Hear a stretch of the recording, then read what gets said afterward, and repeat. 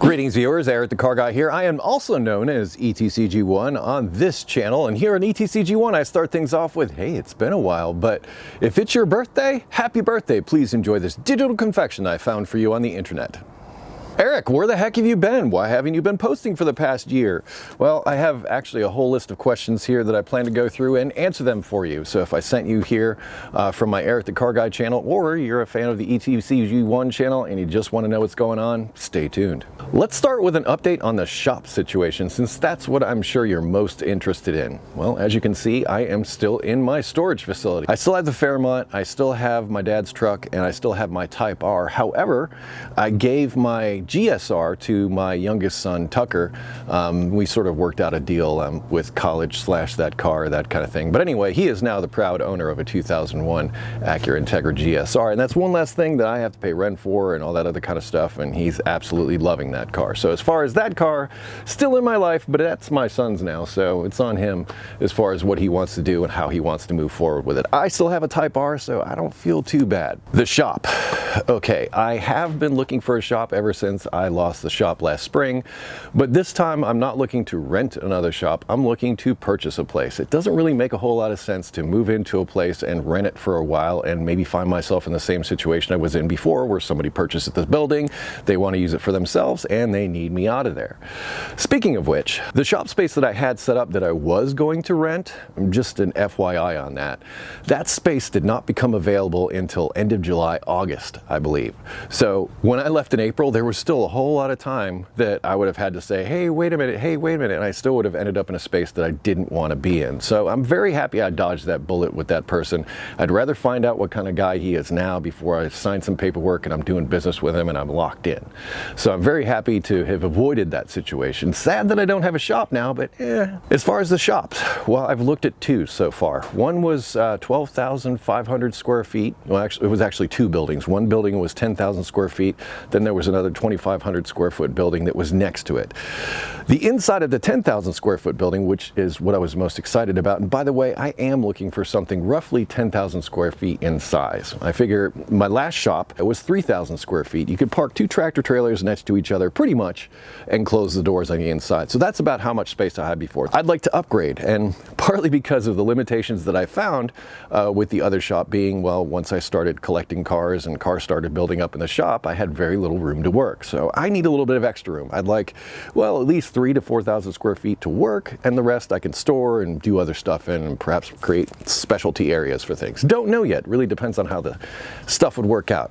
Getting back to the place that I was looking at and considering buying, the place that had a 10,000 square foot building and a 2,500 square foot building. The inside of the 10,000 square foot building had already been kind of renovated and built up into classrooms and those kinds of things, and there was very little shop space, is what I'd call it. So I would have had to go through and gut a lot of the inside of the stuff that they had already built in there in order to start up what I wanted to do. So I wasn't too keen on that, and I also wasn't too keen on the fact that, well, in order to make that mortgage work, I would have had to rent out the other property, and I would become a landlord again, so I would have had to mess with all of that stuff, and that's, well, sometimes easier said than done as far as landlord stuff, and I'd rather focus on my business and making videos rather than trying to take care of tenants and all that. So that one was kind of out. I looked at another place that was actually a commercial condo, and that was 4,400 square feet, which was less than what I wanted, but the price was right. I really almost got this place. I came super close to getting it. It only really had two bays that I could work out of in the back, and space was somewhat limited, and the retail space was about 1,500 square feet of that 4,400 square feet. Wasn't too keen on that, but I thought maybe I'll rent that part out and just work in the shop on the outside. But the real deal breaker was this. It only came with 4 parking spaces. Just 4 parking spaces was all I had. Now, if I'm having trouble with the parking spaces I had at the truck stop where I was working before, think of the kind of trouble I would have if I only had 4 parking spaces, and I own 6 cars myself. So by the time I park my cars, there's no more space for any customers or anybody else to show up. So that just didn't seem like it would be a good deal to me. So I nipped that in the bud and I walked away from that one. So those are the 2 prospects that I looked into as far as potential shops, but this is not as easy as, well, one might think, is to find a shop. Eric, find a piece of land and build a shop on it. Well, again, easier said than done, because if you're starting with a piece of land that's undeveloped and you're going to do commercial work on it, you got to get electric to it, you got to get sewer to it, you got to figure out sewer if you're going to do a septic tank or something like that. Water, not to mention the permits and all the other stuff. Not to say that's not doable, but I'm just not there yet. I'm not to the point where I've given up and I'm just going to buy a piece of land and build a building. I don't think it'll come to that. I hope it doesn't come to that, but we'll see. That's the shop situation. The next question is, why the long absence? Eric, why would you take almost a year to start posting videos again? Even though you don't have a garage to work in, you can still post ETCG1 types of videos and other things that just keep the content going. I have a very good reason for that, and that is burnout. I would say sometime around late 2018, I burned out on video creation, video content creation, and that kind of thing. And I kept going. My whole life, it solved so many of my problems with working harder. So if something's not working, work harder and just keep working harder. And in this particular situation, after being burned out, and I continued to push through up and through 2020, all the way up into 2021, that was a bad choice, because that burnout led to depression, and it got to a point where it felt like I was in quicksand. I couldn't do anything. It felt like every time I tried to move, I would just sink deeper in, and it wasn't good. It wasn't good at all. And I struggled quite a bit, and in fact I've sought help for that, and I've been going to counseling and things like that to work through that, and that's been a big help. So if you find yourself in a similar situation where you're burned out, depressed, seek help. Don't keep going, because I know for me that didn't work. In fact, it probably made things a lot worse. But that's the main reason. I can't necessarily take a break from doing something, even if I'm posting little videos here and there. That's not really taking a break. I needed to get away from my computer. I simply couldn't do the work anymore. And I know that sounds weird to say. I even consider my job easy, what have you, but then when I stop and take a look at it, well, maybe it's not, because, well, there's a lot of moving parts involved, and anybody that creates content for YouTube or anything like that, I believe you know what I'm talking about, and I think you can relate. And I'm speaking directly to you, so beware of burnout. What have you been doing over the past year, Eric? Well, I've been doing a few things that I don't normally do. I used to never wash my vehicles. Why? Because I was usually repairing them, and, well, when you have more than 5 vehicles, it gets to a point where you're just like, oh, heck with this, I'm just gonna keep moving on. So I ended up washing and detailing my fleet. So I did the truck, I did the Type R, I also did the GSR, I also did the Pilot as well, and the Honda Element. So I went through all of those, I cleaned those all up really nice, and it was a good feeling. I've never gone through the trouble of making something pretty, both inside and out. And it took some time, it took some effort. And now that I've done it, I'm happy, because it's honestly a nicer place to live. I did do some work on the Pilot. In fact, what I'm going to call finished the Pilot. I removed the entire interior, which was, well, it was a rolling dumpster. It was really smelly and bad. So I pulled everything out. I actually pressure washed the carpet. I even pulled out the headliner and cleaned the headliner. I cleaned the seats twice. But I spent a lot of time cleaning out the interior of the Pilot to get it to be livable again. And I'm very happy with the result. It doesn't have that awful smell anymore. There's still some stains and stuff there, but I took some charcoal bags and put them underneath the seats. And I don't have the trouble with those smells or anything more on the inside, which I'm very pleased about. But the thing I like most about what I've done to the Pilot recently is I added a stereo system with an amplifier, and that has changed the driving experience dramatically. So like I said, I added a new stereo, a new amplifier, and this one has CarPlay, so I can just get in and my phone connects to it most of the time. And I can just drive away, listen to my music or whatever, phone calls, messages, or talk to text. It's actually quite convenient, and that was one of the best upgrades I could say that I did to the Pilot. At the same time, I also added front and rear dash cameras, as well as a backup camera and a front camera on it. So it's all teched out now, as well as all the other work that I did to the engine and replaced the transmission, the suspension, and all that stuff. So I have virtually a brand new 2003 Honda Pilot. Now, as far as the supercharger goes, well, I'm gonna wait and see on that.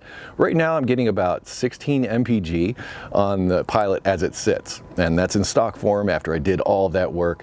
When it was brand new, it was rated at 17 city and 22 highway. So I'm not too far off from what it was when it was brand new. I throw a supercharger on there and bigger injectors, and that's just gonna go out the window. And since I like driving it so much, I'm kind of like, but that doesn't mean I can't find some other J series out there that just needs a supercharger on top of it. And well, when I find a place to work, I'll sort that out. But for now, I'm actually really enjoying driving the Pilot around. I drive it more than anything else. My wife loves it too.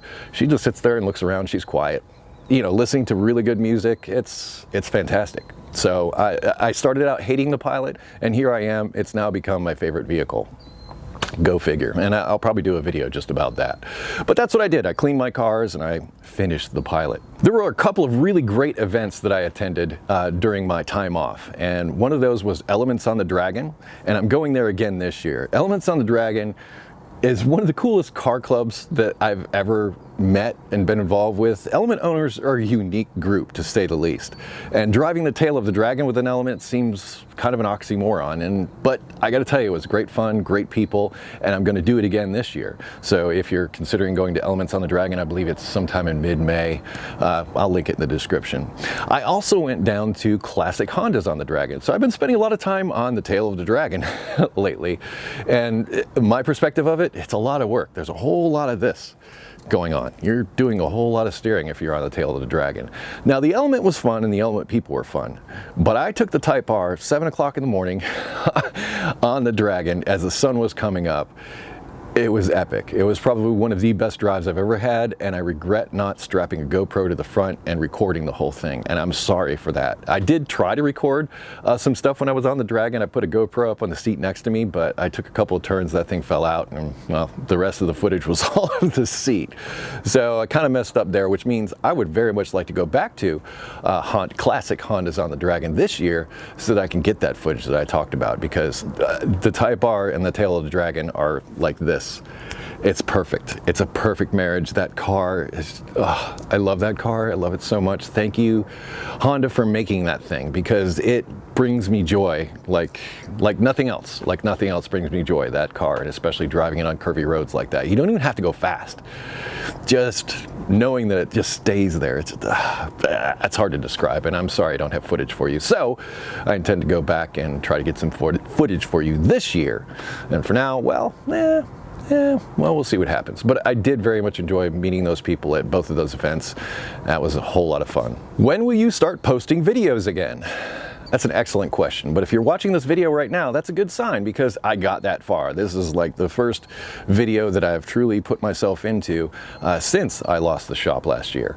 So if you're seeing this, that means I'm starting to produce videos. Now, I don't see myself jumping right back into the weekly postings on Eric the Car Guy and ETCG1. I just don't see that, but I have sort of a stock of ideas for ETCG1 that I have racked up, especially about catalytic converters, because there's been a lot of discussion about the videos that I put out about that. So I want to put out some videos clarifying some of the stuff on catalytic converters. I do have things shot of upgrading the Pilot. I also upgraded the sound system in my Odyssey with CarPlay, but I didn't replace a stereo. I actually did something behind the scenes. There's a kit you can buy where you can add CarPlay to an existing stereo. It's kind of neat. Shot video on that. I probably should work on that as well. So I have videos shot, but as I mentioned earlier, I'm working through the editing process and trying to get that, well, a little bit better.